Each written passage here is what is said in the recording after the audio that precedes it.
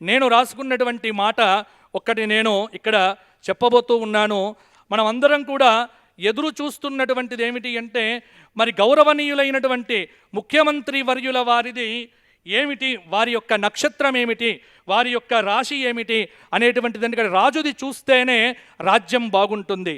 కాబట్టి ఈ సంవత్సరం కనుక నేను ఇక్కడ వారిది చూడగా, వారిది అద్భుతంగా తులారాశి అయింది.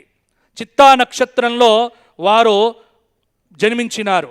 ఈ సంవత్సరం ఏమిటి అంటే విశేషం ఏమిటి, వారికి అద్భుతమైన పంచమాధిపతి సప్తమాధిపతి వెళ్ళి భాగ్యస్థానంలో ఉన్నటువంటి బుధుడు యొక్క మహాదశ అనేటువంటిది వారి జాతకంలో ప్రారంభమైంది, మొన్ననే ప్రారంభమైంది. కాబట్టి వారికి అద్భుతమైనటువంటి అవకాశములతో పాటు పేరు ప్రఖ్యాతులు, కానీ విపరీతమైన నరఘోష వారిని కొంత కదిలించి వేస్తూ ఉంటుంది. కాబట్టి నరఘోష నుంచి వారు దూరం కావటానికి నిరంతరం లక్ష్మీ నరసింహ సేవ, లక్ష్మీ నరసింహ ఆరాధన, కాలభైరవ అష్టక స్తోత్ర పారాయణాదులు తులారాశి వారు చెయ్యాలి. ఎందుకోసమంటే తులారాశి వారికి ఈ సంవత్సరము అద్భుతమైనటువంటి ఫలితాలు కలగబోతూ ఉన్నాయి. అలాగే తులారాశి ఆదాయం 8, వ్యయం 5, రాజ్యపూజ్యం 2, అవమానం 2. కాబట్టి తులారాశి వారికి ఈ సంవత్సరము తిరుగులేదు. వృశ్చిక రాశి ఆదాయం 14, వ్యయం 11, రాజ్యపూజ్యం 5, అవమానం 2. వృశ్చిక రాశి గౌరవనీయ ప్రధానమంత్రి గారి యొక్క రాశి. వృశ్చిక రాశి, వృశ్చిక లగ్నం వారికి కూడా కొంత ఇబ్బందికరమైన పరిస్థితులతో పాటు కొంత బాగానే ఉంటుంది. వీరికి వృశ్చిక రాశి వారు ఈ సంవత్సరం మధ్యస్థ ఫలితాలనే పొందబోతూ ఉన్నారు. ధనుస్సు రాశి ఆదాయం 11, వ్యయం 2, రాజ్యపూజ్యం 1, అవమానం 5. ధనుస్సు రాశి వారికి అర్ధాష్టమ శనిదోషం ప్రారంభమైంది. జాగ్రత్తగా ఉండాలి, ఆరోగ్యాన్ని కాపాడుకోండి. మకర రాశి ఆదాయం 5, వ్యయం 5, రాజ్యపూజ్యం 4, అవమానం 5. మకర రాశి వారికి ఈ సంవత్సరం అద్భుతమైన గ్రహ సంచారం. కష్టాలు దూరమైపోయాయి, సుఖాలు రాబోతున్నాయి. దైవారాధనతో ముందుకు వెళ్ళండి. నీరసం నుంచి అద్భుతమైనటువంటి ఆనందంలో అడుగు పెడతారు. కుంభరాశి ఆదాయం 5, వ్యయం 5, రాజ్యపూజ్యం 7, అవమానం 1. కుంభరాశి వారికి గత సంవత్సరం కంటే పర్వాలేదు.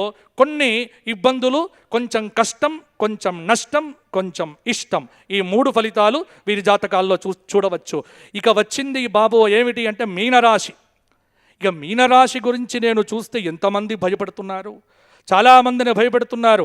మీనరాశి వాళ్ళందరూ పోతారని ఎవరో చెప్తూ ఉంటే నేను చూసా.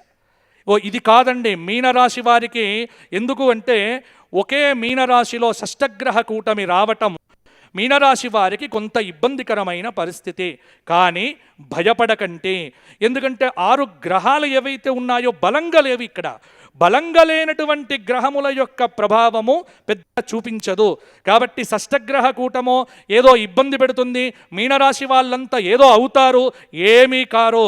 భగవత్ చరణారవిందముల మీద శిరస్సు పెట్టిన వాడికి అభయం సర్వభూతేభ్యః దదామి ఏతద్వ్రతం మమ. కాబట్టి మీనరాశి వారు ఎక్కువగా గుళ్ళల్లో గడపండి, దైవారాధన చెయ్యండి, మంచి పనులు చెయ్యండి, భగవత్ ప్రార్థన చేస్తే మీనరాశి వారికి ఈ సంవత్సరం అనుకూలంగా ఉండబోతోంది. ఈ విధంగా మనకు ఎలా ఉంది అంటే ఈ విశ్వావసు నామ సంవత్సరం ఒక పద్య రూపంలో మా మాధవ గణపాటి గారు రాసిన ఒక పద్యాన్ని ఇక్కడ మీకు చదివించి నా పంచాంగ పఠనాన్ని నేను ముగిస్తాను.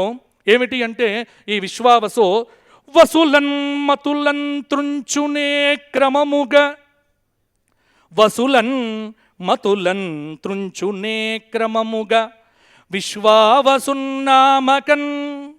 అసులన్ మోగన రూపలన్ వశమున విధితానే ఆడించునే, కసులన్ మానస వీధులన్ విసరితానంద కందంబుతోన విశ్వావసుత ఆడునే నరులతో వింతైన చేష్టల సృజిన్నే.